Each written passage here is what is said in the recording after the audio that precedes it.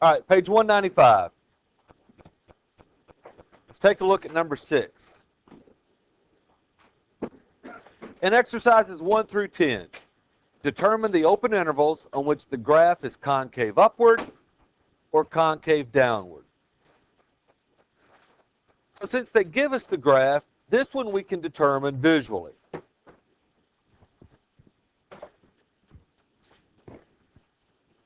The definition of concave upward is that for that interval, the derivative is increasing. So if we want to draw in tangent lines, we can, like we can draw a tangent here, here, here, here, here, and as we move from left to right, the slope of the tangent line gets a little bit larger. It starts off negative, very negative, levels off, 0, turns positive a little bit, and then right about here, I wouldn't be able to keep putting the tangent lines beneath the graph, would I? Remember, one of our clues is that when it's concave up, the graph is above the tangent line. All right, so right about there at -2, I'm going to have to switch to putting the tangent lines above, which means the graph is below. So that's where the concavity changes. Now, could it be -1.99? Yeah. Okay, but visually it looks to be about -2. So from -infinity to -2, the graph is concave upward.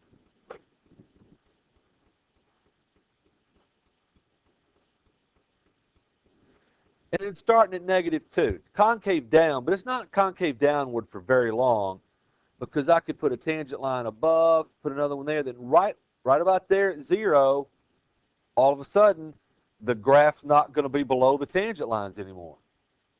So 0 is where we'll say.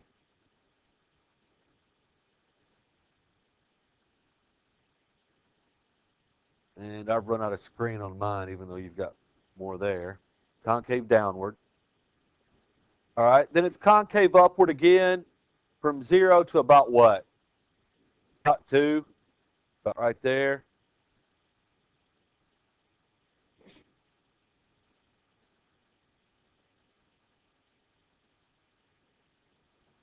And then from 2 to a what do we have concave downward? Yeah, it's looking like infinity to me too.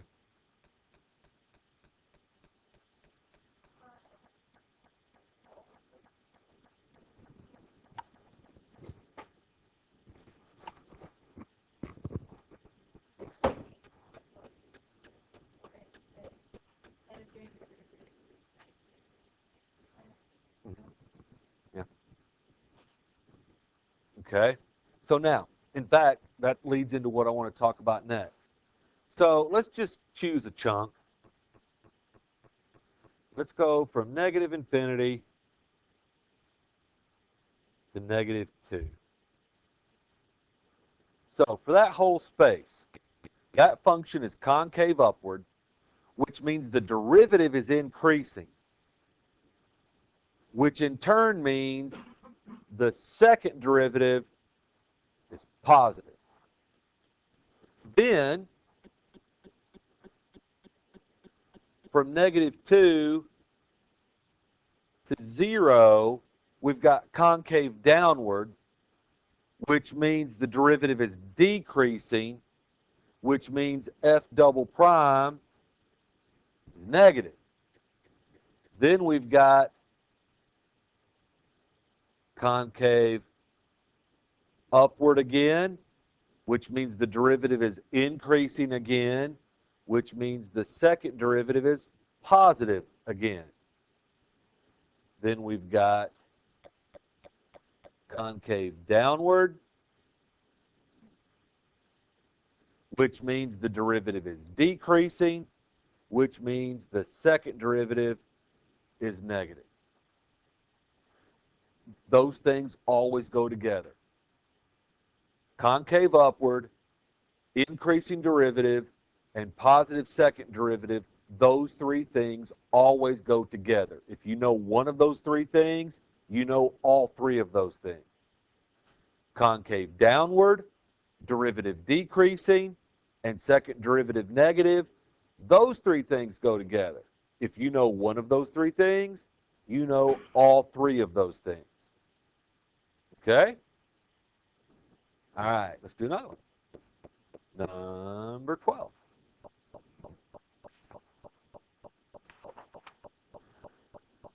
We're supposed to find the points of inflection and discuss the concavity of the graph of the function.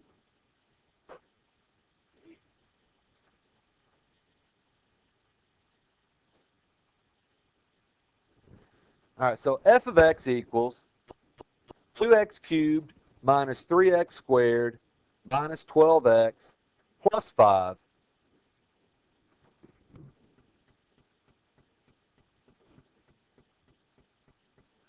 All right, points of inflection. Well, in fact, let's go back to here. The concavity changes where the derivative goes from increasing to decreasing or decreasing to increasing. The concavity changes where the second derivative changes from positive to negative or negative to positive. So the concavity changes when the second derivative equals 0 or the second derivative does not exist. Because for the second derivative, for any function, second derivative is a function, okay? For any function to change from positive to negative, it must either go through 0 or go through a point where it does not exist. That's the only way it can change, okay? So, to find our possible points of inflection, we need to find where the second derivative equals 0 or the second derivative does not exist. Does that seem reasonable? All right, so here we go. Find the first derivative. Use the power rule on all those terms to get 6x squared minus 6x minus 12.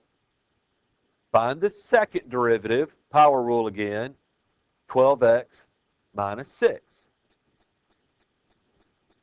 And I can find where x is going to, or where the second derivative equals 0 from there, okay? But like when we found critical numbers, it was a little better usually, almost always, in fact, to have it factored. We can go ahead and factor this. So make it 6 times the quantity 2x minus 1. That's our second derivative. Possible points of inflection happen when the second derivative equals 0 or the second derivative does not exist. So here's the way I write it. A point of inflection can occur only when f double prime of x equals 0 or f double prime of x does not exist. Well, in this case, f double prime is a polynomial, so it's going to exist. But it can equal 0, so we set 6 times the quantity, 2x minus 1 equal to 0. We divide both sides by 6, and the 6 is gone. So we've got 2x minus 1 equals 0, so we add 1 to both sides, divide by 2, and x equals 1/2 is the only possible point of inflection.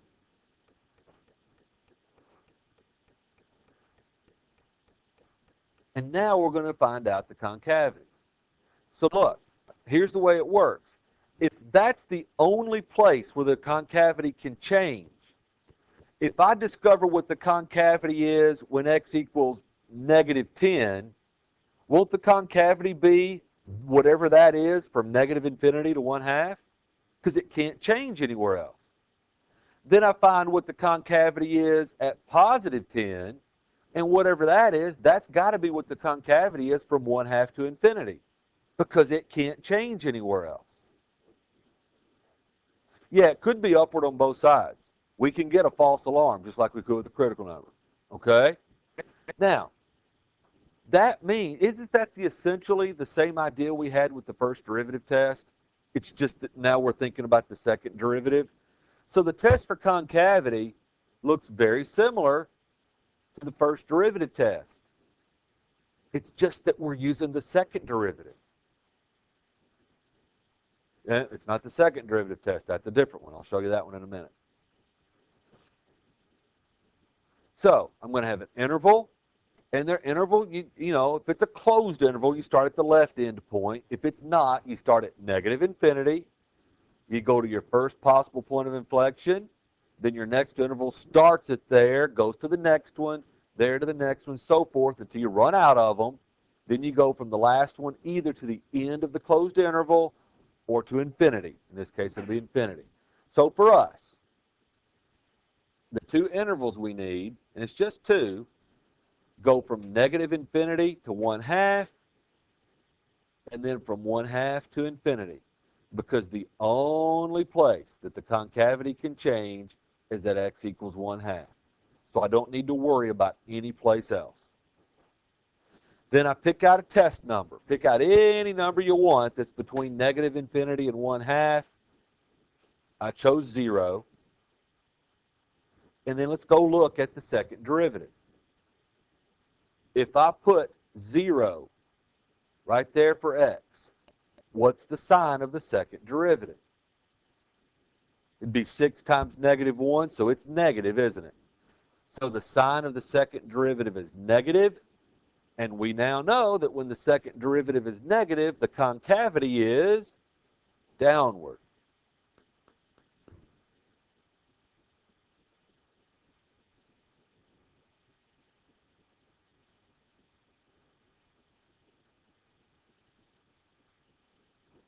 Okay? Now, pick a test number for your other interval. I picked 10. Go to your second derivative. Put a 10 in there for x. Are we going to get a positive or a negative this time? Positive. 2 times 10 is 20. 20 minus 1 is 19. 6 times 19 is positive. I don't even care what number it is. It's positive. And we know that when the second derivative is positive, the concavity is upward. So there is a point of inflection at 1/2, isn't there? The concavity really does change. If the concavity doesn't change, we just simply say the concavity doesn't change. But it did, so we call this a point of inflection. Point, implying not only an x-coordinate, but a y-coordinate. So I know the x-coordinate's 1/2. Now look, I've got several different places I can go to find the y-coordinate, but only one of them is the right place. Is that the right place? No. Is that the right place? No. Is that the right place? Yes. So you put a 1/2 back up in there for x, you do a little magic, and you get negative 13/2.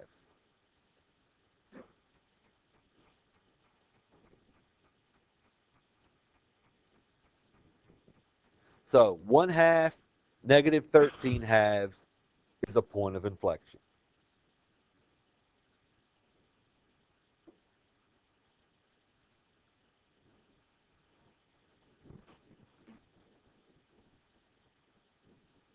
You know, I cubed 1/2, I squared 1/2, I multiplied by 1/2, and I figured it out. Okay? All right. Questions? Now look, there's a lot going on here, isn't there? There's a lot to understand, and then there's also a lot of process. Well, that makes these kind of hard, doesn't it? Because there's a lot of understanding behind the process. Know the process. Don't only know the process. Okay? Because if you get on a test and you completely choke and have no earthly idea what goes into the test for concavity, but you understand that a positive second derivative leads to concave upward, you can figure it out, can't you? It might not be organized quite as nicely as it is with this table, but if you remember if you understand the underlying concepts, you can figure it out even if you forget the nice, neat little way I've got things organized. Now, if you forget the nice, neat little way I've got things organized, make sure you show your work and explain your work on the test. If you remember this, well, that does show your work and explain your work. Okay? So, know the process, But don't just know the process. This isn't a time to say, well, I can memorize that. Okay, memorize that, but understand why that actually solves the problem. Okay? All right, let's do another one. Number 31.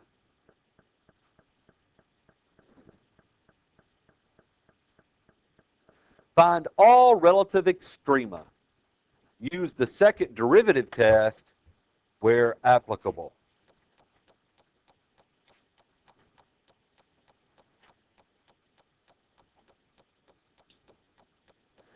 All right, I haven't shown you the second derivative test yet. If you watched the video last night, you saw me explain it, okay? But I haven't shown you how it works, so I'll do both those things here. So we're given that f of x equals x cubed minus 3x squared plus 3. If I'm going to use something called the second derivative test, I'm guessing I need the second derivative. It's even a little stronger than a guess. I feel fairly sure that maybe I'll need the second derivative. Possible. 70% chance. Exactly. So, find the first derivative, and notice that I went ahead and factored it. Wonder why I did that. And then, to get the second derivative, though, I'm not looking there. I don't want to product rule this. Not when I can go right there and use the power rule. So, factor the first derivative into 3x times the quantity x minus 2. But when it comes to taking the second derivative, use the form of the first derivative. That's the easiest to take the derivative of. So I'm going back up there to the check mark to take the second derivative. And I'm going to factor that one too.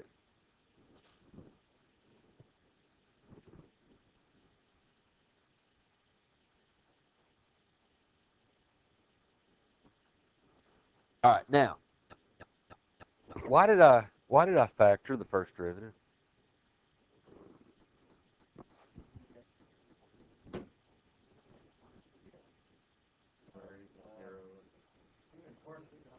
The critical numbers. Okay? We still got to find critical numbers because critical numbers are still the only place where extreme values can occur. Okay? So just because we're going to use a new test doesn't mean that things that we knew before all of a sudden go away.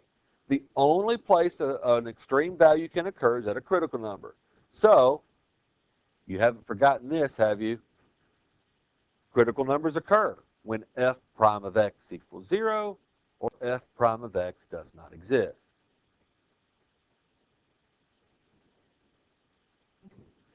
Yep, that's a polynomial. It's going to exist. So I said 3x times the quantity x minus 2 equal to 0.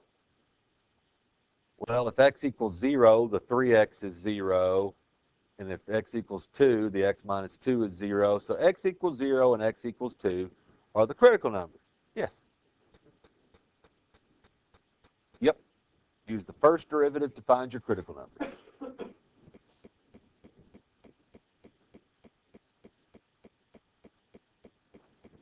All right. Now, we use the second derivative to find the points of inflection. Does this question require us to find the concavity? No. So guess what? We're not going to. Okay, we can, right? We know how, but this question does not require us to find the concavity. So, pay attention to the directions. Do what's required. There's no need to do more than what's required. All right. So I've got the critical numbers, 0 and 2. Now I need to show you how the second derivative test works. And here's the idea. Extreme values can only occur, in this case, at 0 and at 2. If we find out that the second derivative is positive at a critical number, okay, what's it mean to the function? Think all the way back to f. What's the concavity of f if the second derivative is positive? Concave up, right? And if we've got a critical number where the derivative equals 0, second derivative test only works for the critical numbers where the derivative equals 0. Okay? And remember what kind of a tangent line you have when a critical number comes from where the derivative equals 0. Horizontal. So, if we've got a second derivative that's positive, that's not how you make a plus sign. That is. So if f double prime is positive, f is concave up, right? If there's a horizontal tangent line, do we have a maximum or a minimum at the horizontal tangent line? We have a minimum. Okay? If f double prime is negative, what's the concavity of f? Down. And we have a horizontal tangent line. Because look, well, and we have a horizontal tangent line. What's happening at that horizontal tangent line? A relative maximum.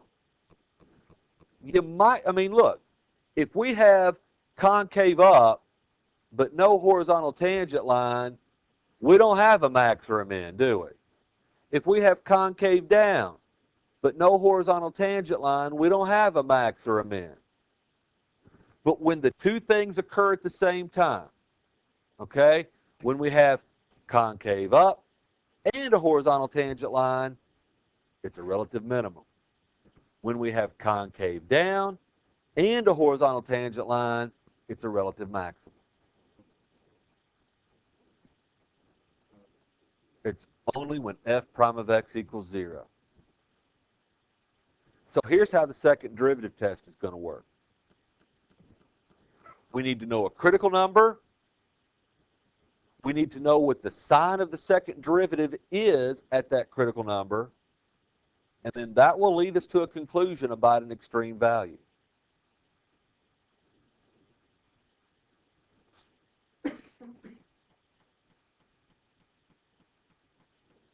Now, our critical numbers are 0 and 2.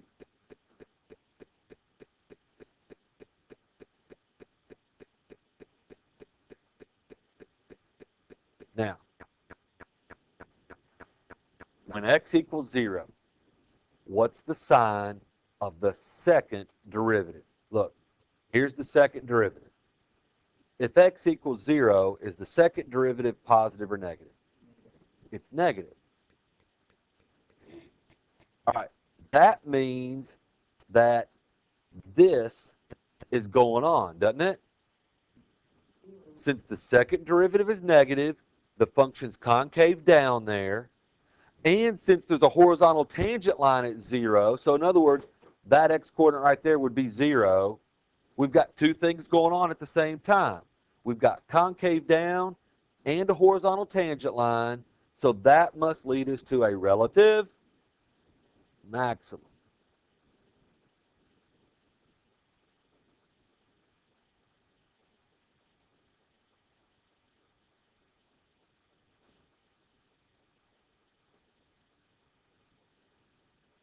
Okay? Now, when x equals 2, use your second derivative again. Here it is. When x equals 2, is the second derivative positive or negative? Because inside the parentheses, 2 minus 1, you get positive. Okay? So that means that this is what's going on. We've got a positive second derivative, so the concavity is upward. Since we're doing it at a critical number where the derivative equals 0, that means we know there's a horizontal tangent line. So we've got concave up and a horizontal tangent line occurring at the same time. This is happening. Well, does that lead us to a relative maximum or a relative minimum?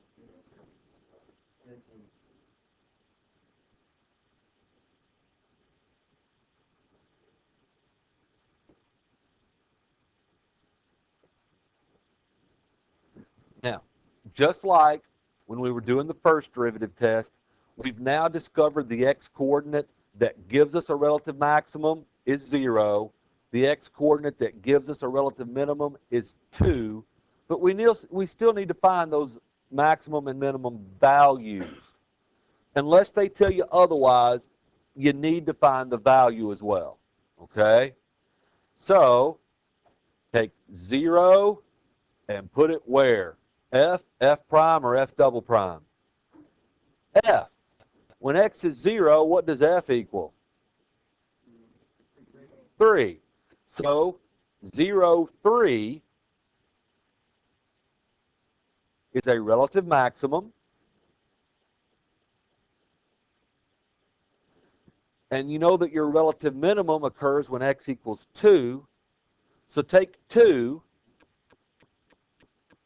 put it into F, and you get -1. So 2, -1 is a relative minimum.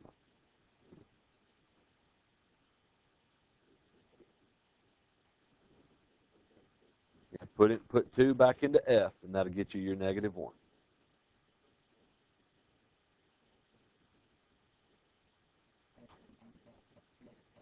That's it.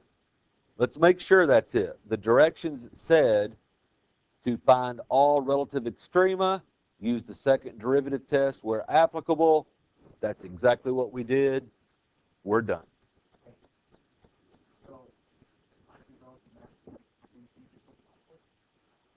I want both.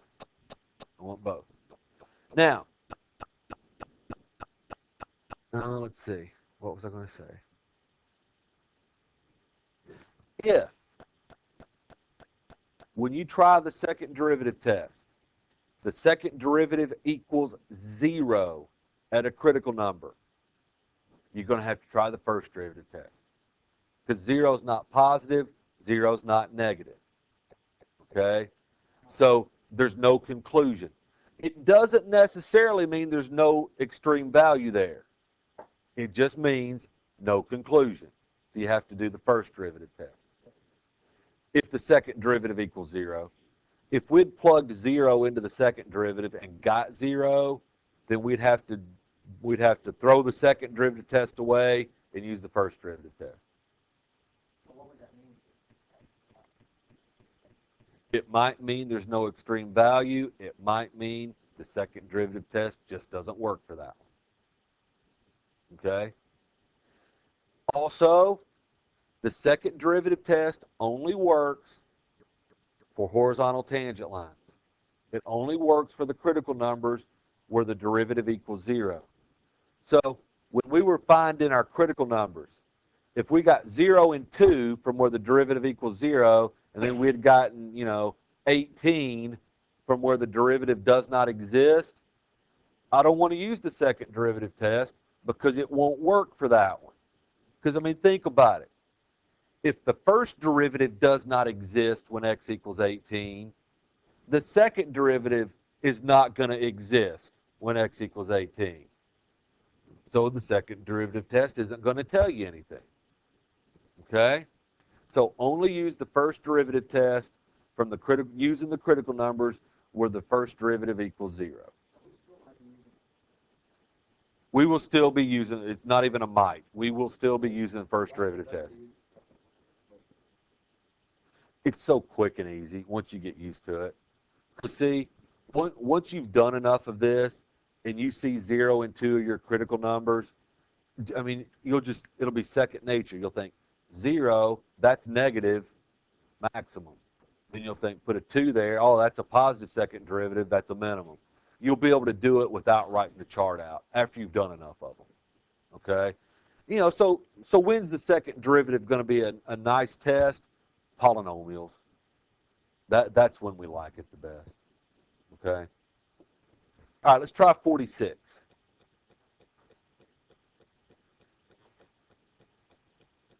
Consider a function f such that f prime is decreasing. Sketch graphs of f for f prime less than 0 and f prime greater than 0.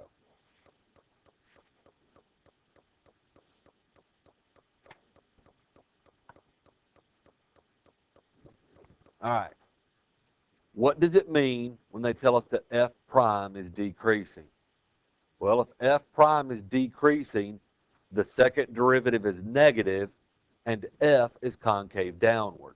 All right, F concave downward, that's what we need to know to sketch a graph of F, isn't it? Okay, so F prime is decreasing means that F is concave downward. So when we graph F, no matter what other conditions they put on it, F has to be concave downward.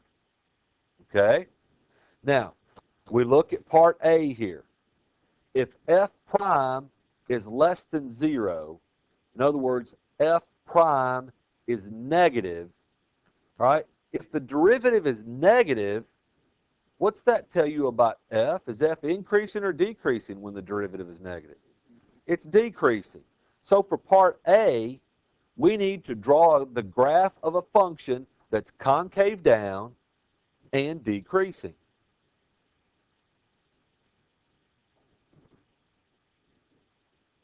Is that the only way to do it? No. As long as you draw a graph that's concave down and decreasing, you've got it. Now, there'll all be variations of that, right? But you could, you could stretch it out, whatever. That we don't know. But it's got to be concave down, and it's got to be decreasing.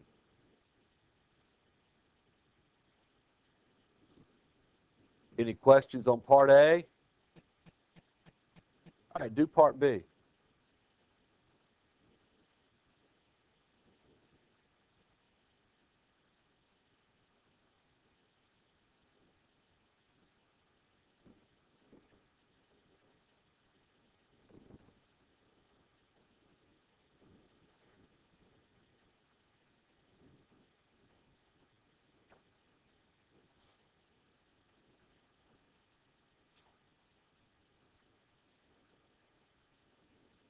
We've already decided that F is concave downward. F prime is greater than 0. In other words, F prime is positive. Well, when the derivative is positive, the function's increasing. So we've got to draw a function that's concave downward and increasing. Is that the only way it can look? No, but it'll be variations of that. Concave downward and increasing. You with me? All right, I've given you a lot to think about the last 2 days, haven't I? So think about it while you do these. Page 195, 1 through 9, 11, 13, 15, 27, 29, 31, 45, 46, 48.